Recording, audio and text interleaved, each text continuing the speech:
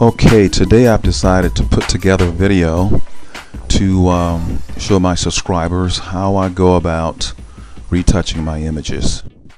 I've been doing this for a little while now, and I've discovered there are certain things that I like to do to my images. So what I want to do is take you through the process of how I get to where I can go from this image that you see on the screen to the final image that looks like this. And basically there are a couple of steps that I go through, but I want to take the time now to show you, if you haven't done this before, of how to enhance your images. Now this was taken recently, and as you can see, the exposure is a little bit off. If you look at the histogram over here, there's a lot of mid-tones here, so not a lot of darks, and there's not a whole lot of lights, but I think the exposure is off a little bit. So anyway, let me take you over here to the history to show you how this image progressed as far as me working on it. First of all, it was imported. Then I synchronized a couple of settings that I had for some other images down here that I started working on. And basically what I like to do is add like maybe a little small vignette around the images, correct some of the contrast, saturation, color balance. The next thing you'll notice that it's a little bit off kilter here, so we went to a crop where we straighten it up. And the next thing we did was add a vignette, and this is a preset that I created so that it darkens the edges around here and kind of isolates the subject.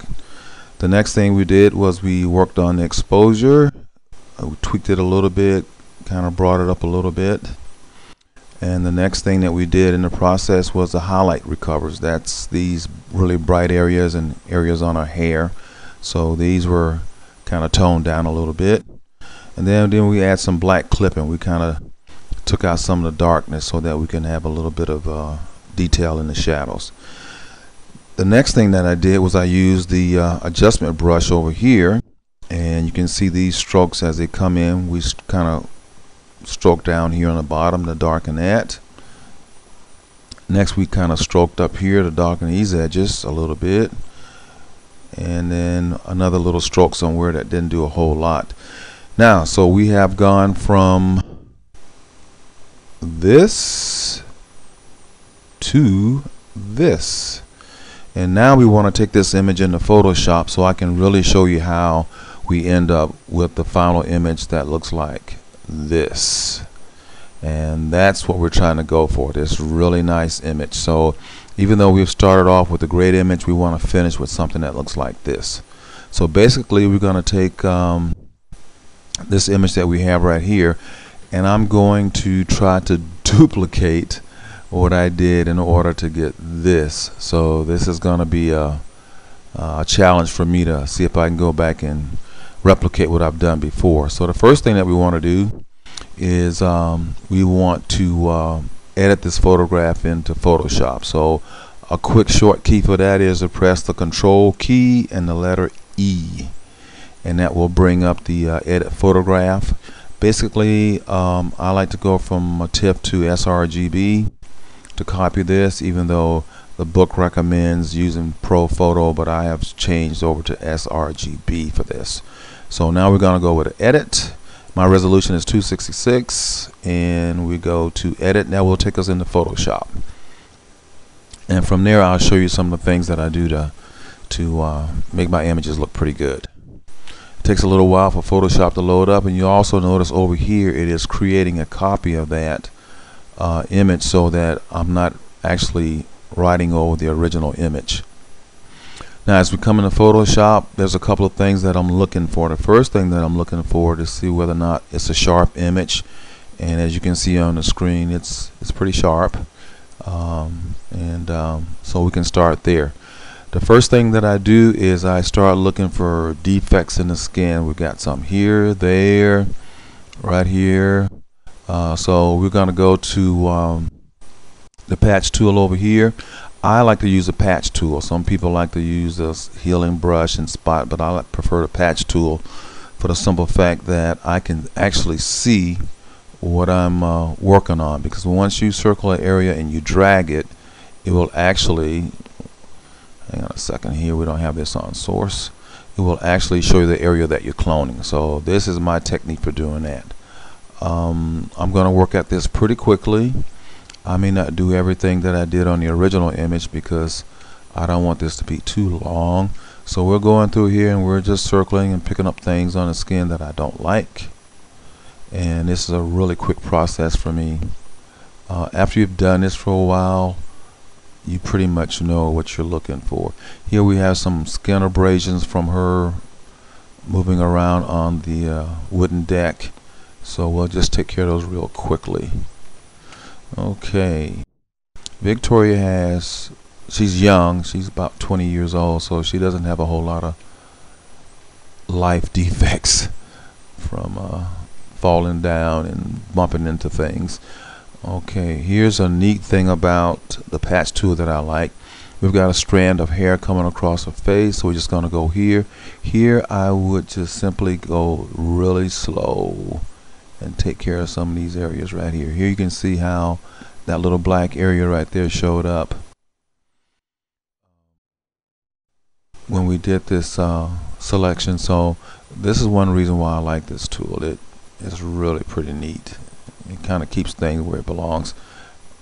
Now I'll show you some other little tricks of mine so that you'll be able to see the tools that I use. Okay, one of my favorite tools is the rubber stamp tool or the clone tool. I will go to lighten, change that to 25% in that area, and we want to go underneath the eyes. Now I'm making my magnifications by pressing the control and the plus key, so that's how we can make it bigger. Control minus makes it smaller, and we're going to come in here and reduce our brush down to about that size. I'm going to press the F5 key so you can see that I'm using a very soft brush on the edges, but it's hard in the middle. And so what we're going to do is we're going to actually come over here, sample this area, and clone right underneath her eyes. You know, it's about 28-25%.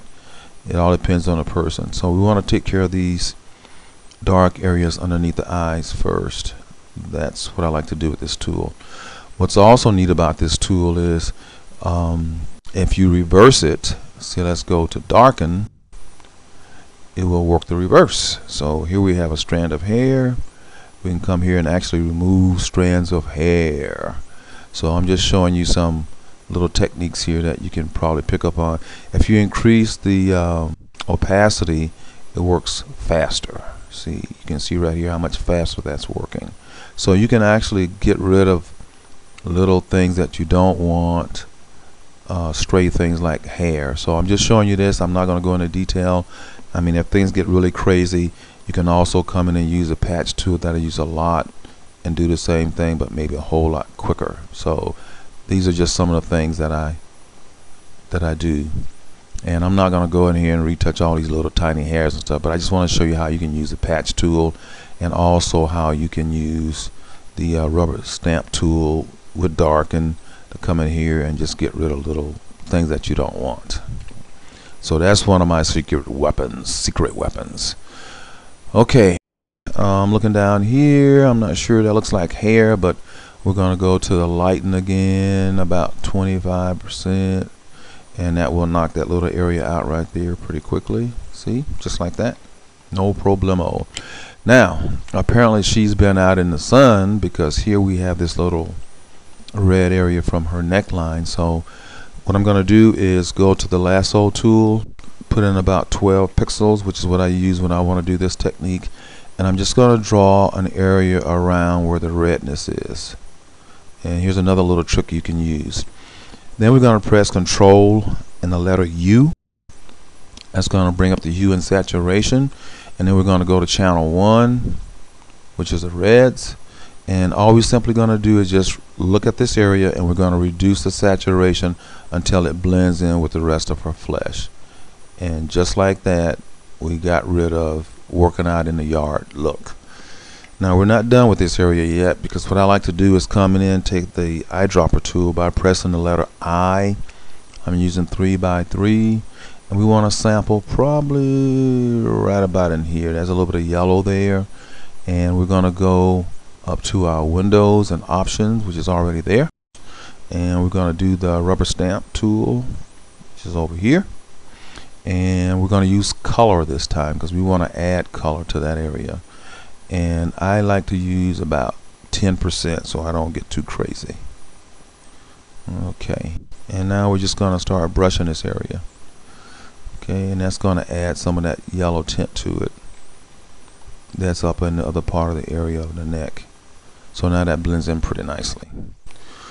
Okay, now we got hips and we need to work on those. Okay, I'm not liking the bulge that's right about here, so what we're going to do is take our lasso tool, 3 pixels is what I use, and we're just going to draw around this hip area right here because we want to work on that. And then we're going to use the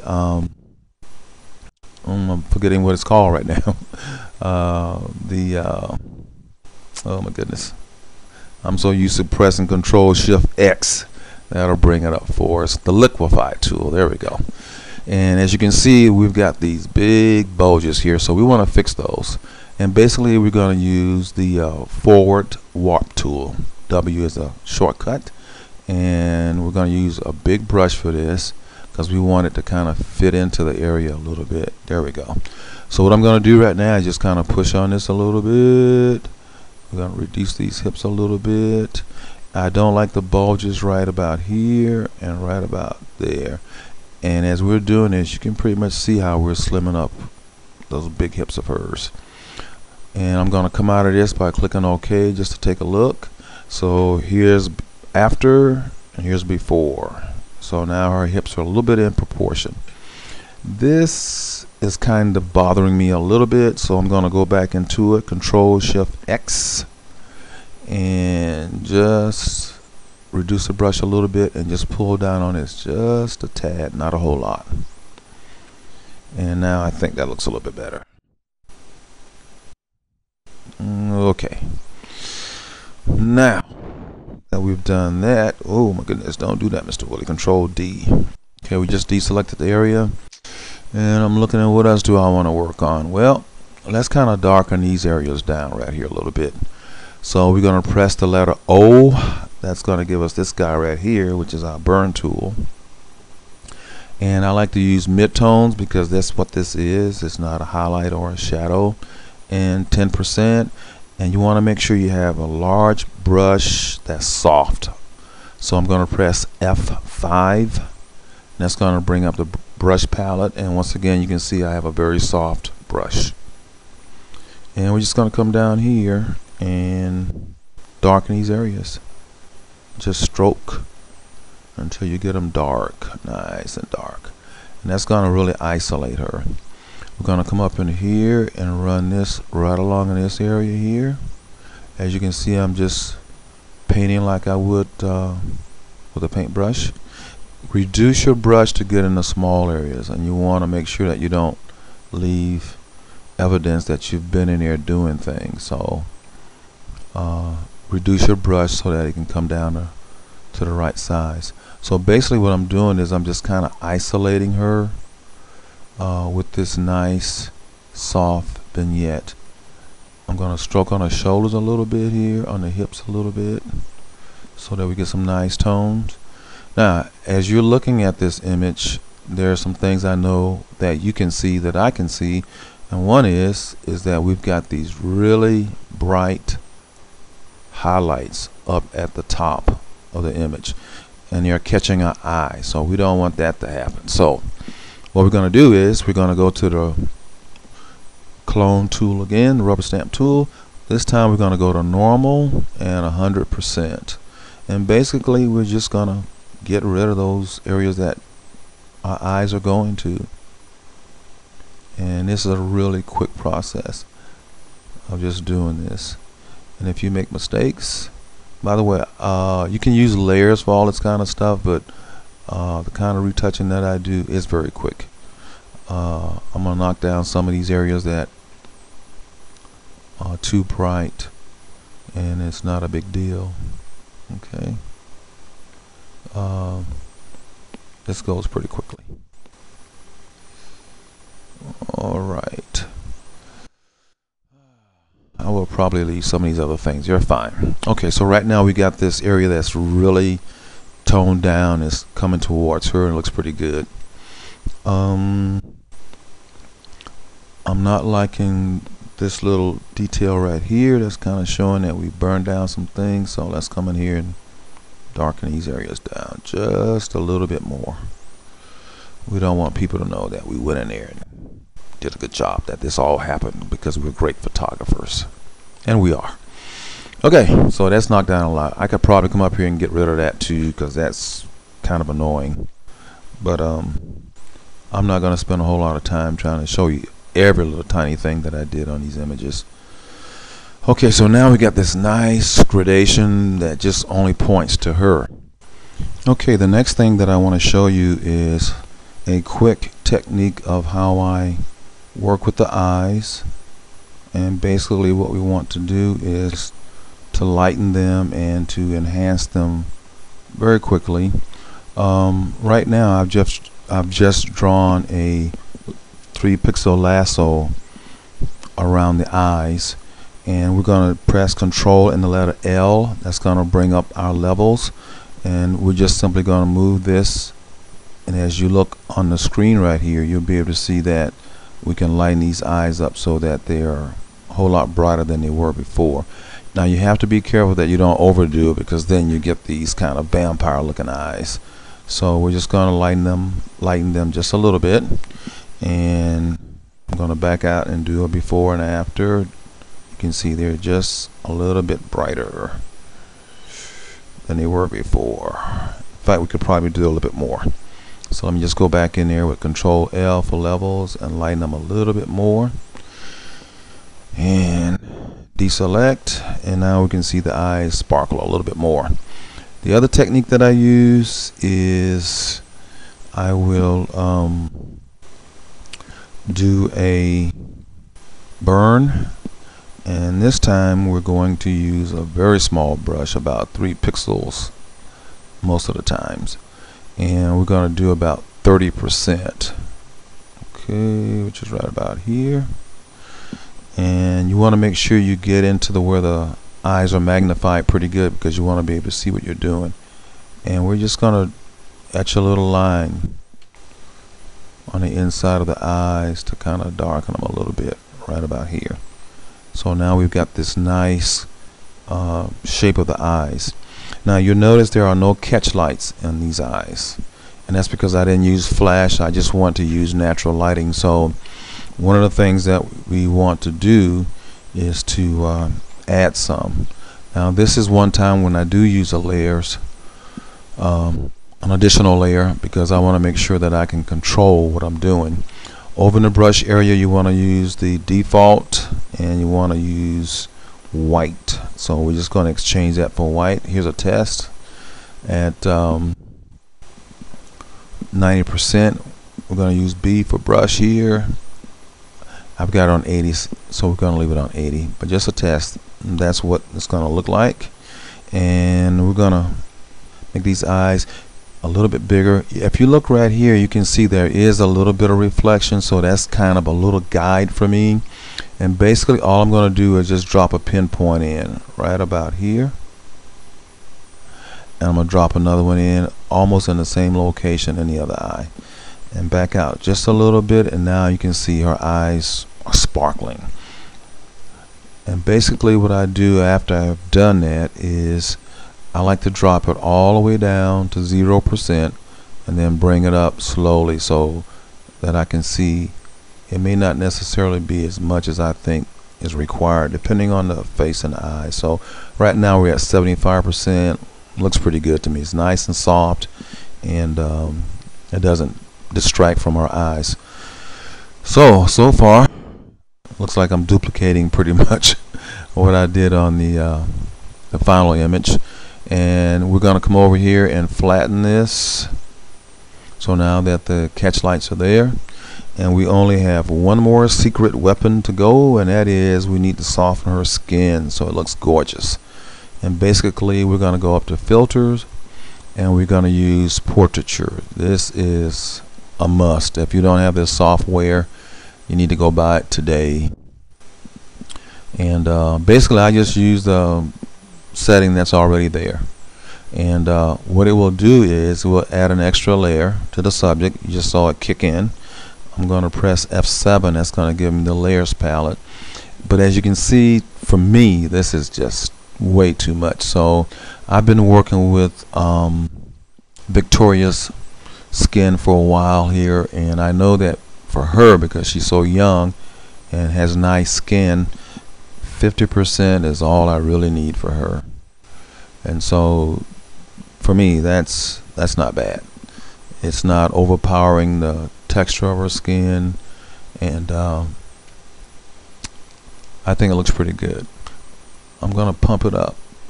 Let's go to 53 and see what happens. Just a small amount of adjustment can make a difference.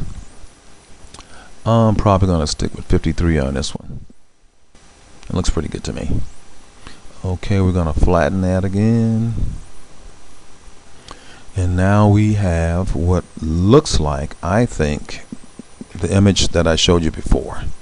So now that we're in Photoshop, I'm going to skip over to Lightroom, and you'll be able to see that was the image that we started with, and this was the final one that I actually did prior to that. But going back to Photoshop, you'll see that it looks pretty similar. So this technique, if you do it over and over and over again, you pretty much can duplicate the same effect each and every time. And this is pretty much what I do when I want to get my images looking really nice. I think that's a pretty nice image.